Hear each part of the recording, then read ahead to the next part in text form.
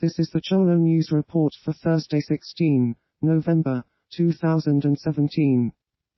Salvator Mundi, a long-lost original painting by Leonardo da Vinci, is sold at Auction Christie's in New York City for $450.3 million, setting a new record for the sale of an original work of art.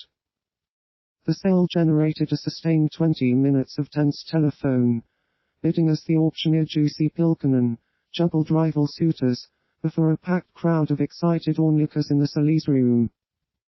Flash floods on the outskirts of the Greek capital Athens kill at least 14 people and injure dozens more after a severe thunderstorm. Flash floods have turned roads into raging torrents of mud and debris on the fringes of Greece's capital, killing at least 15 people, inundating homes and businesses and knocking out a section of a major highway. Fears death toll could rise. Fire department received 600 calls for help, more bad weather predicted.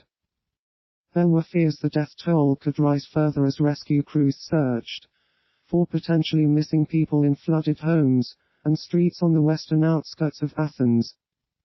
A section of the highway between Athens and Corinth had caved in, businesses had been inundated and power lines had gone down as the floods hit. As roads turned into rivers of mud, cars were carried away and tossed into piles, and walls from yards and small buildings collapsed.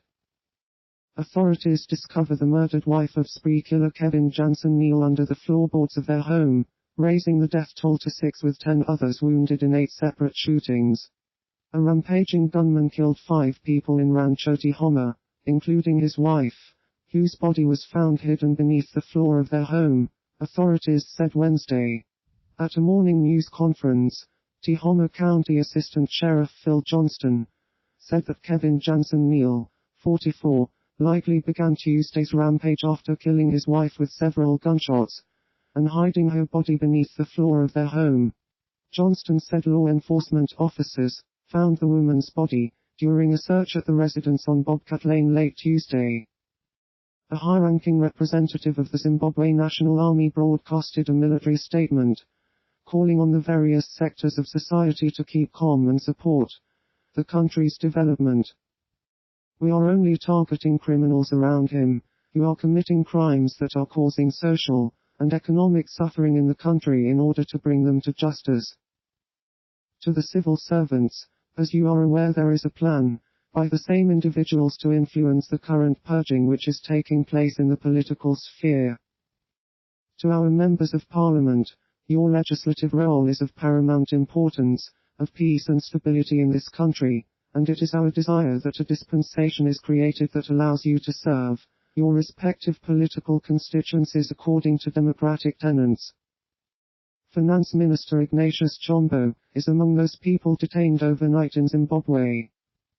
Amid the uncertainty of these ongoing events, 3 things are clear. First, a descent into violence, recrimination and reprisals from any direction must be avoided at all costs. Second, the continuation of authoritarian rule does not represent a sustainable way forward for Zimbabwe, no matter which faction ends up in control. And third, it must ultimately be for the Zimbabwean people to determine their own future government through free, peaceful and democratic elections.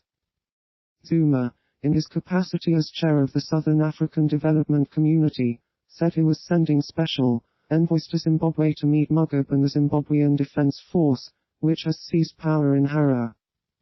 A correspondent in the capital, Harare, said parts of the city a little out from the center, such as the registration offices where people receive driving licenses and other forms of official ID, had the usual crowds. The outcome of the Australian marriage law postal surveys announced, with 61.6 voting yes to allow same-sex marriage with 79.5 of Australian voters participating. My thanks to Andrew Mears and Alex Ellinghausen for their superb efforts, and to you for reading and commenting. Think very, very carefully about entrenching discrimination to appease your colleagues, rather than listening to the Australian people who spoke so clearly today. Senator Wong is speaking. I believe the Australian people voted to remove discrimination, and I trust the bill will reflect that.